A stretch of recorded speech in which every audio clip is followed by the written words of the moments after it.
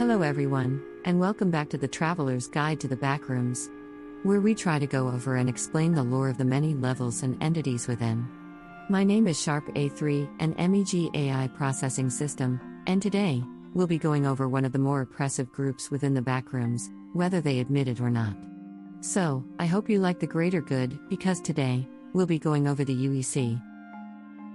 Basic descriptions. The Unbound Explorers Coalition, also known as the U.E.C, is a group mainly focused on the overall safety of wanderers who are aligned with them in their message. Though, sometimes they tend to take their means of keeping their members safe to oppressive levels at times.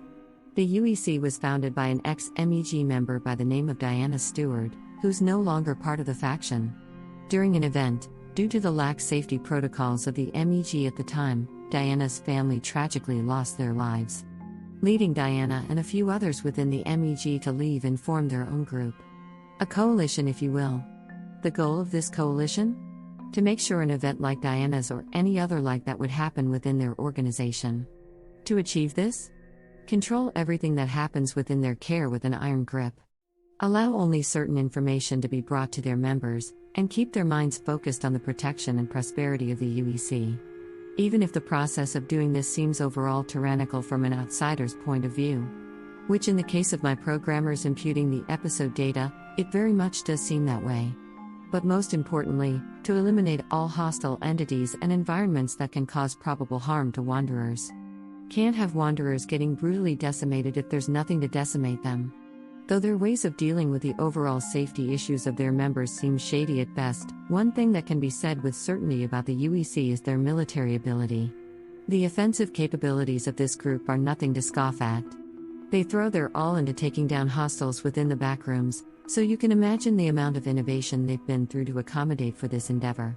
From training some of the most capable fighters to developing some scary weaponry, the latter of which we'll get into later in the episode, they have been true to their goals of making the backrooms safe.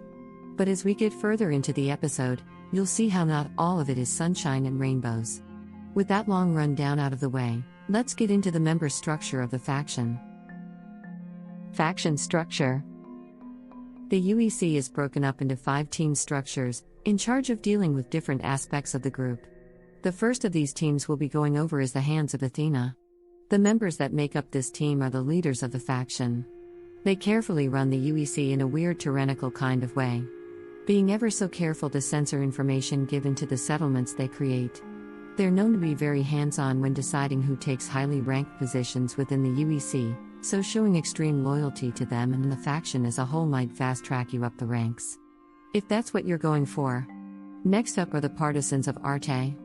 These members are the offensive fist of the U.E.C. They're also the members who go out and bring the fight to the hostiles within the backrooms. Each one is specifically handpicked by the Hands of Athena to go make the backrooms a safer place. Each member of the Partisans of Arte are elite fighters in their own right. They're one of the finest forces within the backrooms. Next is their Homeland Defense Force, or the HDF. These members are the defensive force of the U.E.C. Hence the name. This team is made up of a supposed volunteer force, who've sworn their lives to the safety of the U.E.C and its members. That's about it for that team. Next is the Servants of Ponos. These members are the scavenging force of the U.E.C. They are tasked with going into the many levels of the backrooms, to find valuables for the group. The servants are key to making sure the faction has the materials needed to keep the U.E.C equipped and prosperous. The last team we'll be going over isn't well known by many, especially for those within the U.E.C. The research team Circle is the scientific development team, created and run by a member named Miss White. Mostly shrouded in mystery, they deal with the research of experimental weaponry, and most importantly, the development of top-secret bioweapons. The main goal of their bioweapon projects is to replicate viruses and diseases found throughout the backrooms and weaponize them for militaristic purposes. One of their more successful projects, also led by Miss White, is known as being the first viable prototype of the Tears of Atlas, also known as Rixa gas throughout the backrooms. Basically, the Tears of Atlas or Rixa gas is a nasty concoction that induces and replicates the Retch cycle in its targets within less than a minute. A very horrible and quite honestly impressive weapon to have within the backrooms. Settlements and outpost. Though we only have a few examples of outposts under their control, It's believed that the U.E.C. has many outposts and settlements all throughout the Backrooms. So to start us off, within level 76 they've established a small city-sized settlement, with a goal of resource production. It's been stated that the surrounding area of the settlement is relatively safe to traverse, mostly due to the U.E.C. patrols that frequent the area. The U.E.C. has stated that its residents live in complete happiness, but that's coming from a faction that actively censors data from its members, so take that with a grain of salt. Next up is an outpost that was destroyed in a terrorist attack within level 831. It's unknown the circumstances of the attack or its nature, but it's stated that the U.E.C. is currently hunting down whoever was part of the attack. So stay clear of that whole ordeal if you can. The next outpost isn't too much different from the one found in level 76. The main difference is their sizes, with this one being the size of a small town. Just like the outpost in level 76, the U.E.C. has also stated that the populace live quite happy and proud lives. The last outpost we'll be going over is one of the more important ones, and that's the one that can be found in level 502. Due to the abundance of electrical and computer parts found here, the U.E.C. created an outpost here to scavenge and distribute the parts collected.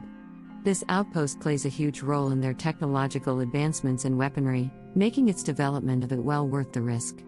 From records we have on the outpost, the U.E.C. claims that only the finest of its members are stationed here and that even with the overall danger of the level, no personnel has died. Quite a statement if it's correct. But like other things the U.E.C. has commented on about themselves, it should be taken with a grain of salt. Closing words. So that was the Unbound Explorers Coalition or the U.E.C. What do you guys think? Do you think the group's goals justify its actions? Why do you think Diana left the U.E.C? We would love to hear what you guys think. That's going to be all from us today, so thanks for listening and we hope to see you guys in the next episode. Until next time, have a wonderful day, and be safe out there.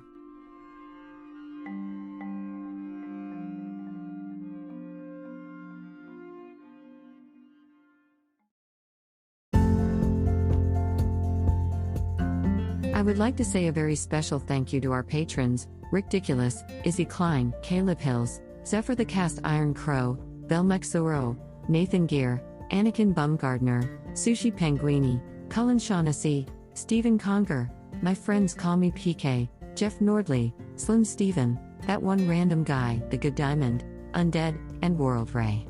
Thank you all for going that extra step to support us and what we do. It's greatly appreciated. If you would also like to get your name shouted out at the end of the episode, get access to episodes earlier, and other perks, go become a patron on our Patreon.